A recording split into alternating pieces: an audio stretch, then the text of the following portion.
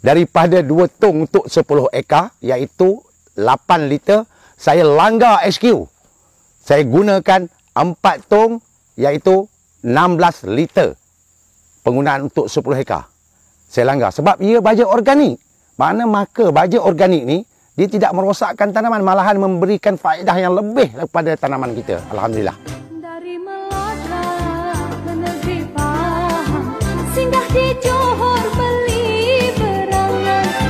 Dari Melaka ke negeri Pahang. Nama saya Muhammad Saiti bin Zakaria.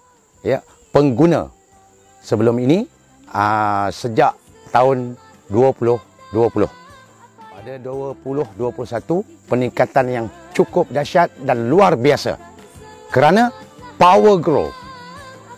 Sebab Power Grow ni memberikan satu faedah dan potensi yang tinggi.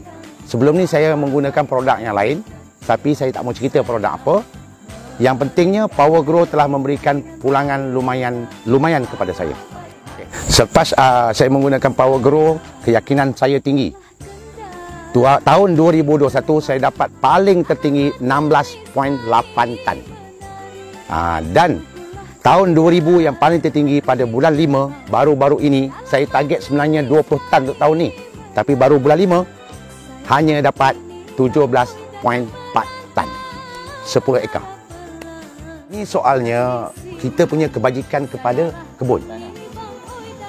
Itu je. Sebenarnya itu je, kan? Kita sayang kebun kita, nak hasil, kita laburlah sikit. Alhamdulillah, saya nak share ni ladang saya sendiri. Saya nak share pada semua orang supaya mempercayai, meyakini Power Grow itu memang power. Ini tengok buah. Cuba lihat buah. Cuba lihat buah. Tandan dia berlapis. Boleh tengok pokok lain. Bukan ini memang ladang saya. 3 ekar. 3 ekar sampai hujung tu, kita boleh capai maknanya 3 tan, 3 ekar. 1 tan 1 ekar. Ni. Ada sampai masa bulan 4 itu hari saya dapat 3 ekar ni saja. 3 tan setengah. Ni kawasan ni. Ini memang kalau kita bagi kau-kau, kita nak tengok testimoni tu. Macam mana kan? Pukul rata maknanya keseluruhan. Semua berbuah. Menanti. Ni tarikh hari ni 7 hari bulan.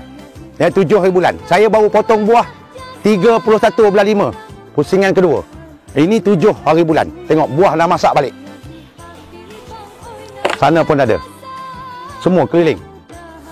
Buah ulas pun besar-besar.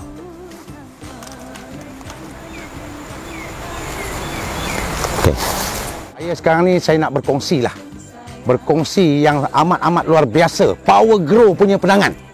Kerana apa? Saya target tahun ni, pada bulan 5, sebelum bulan 5 ni, 20 tan. Tiba-tiba, kawan saya, iaitu pengguna saya, dapat 22 tan. Jom kita ke ladang beliau.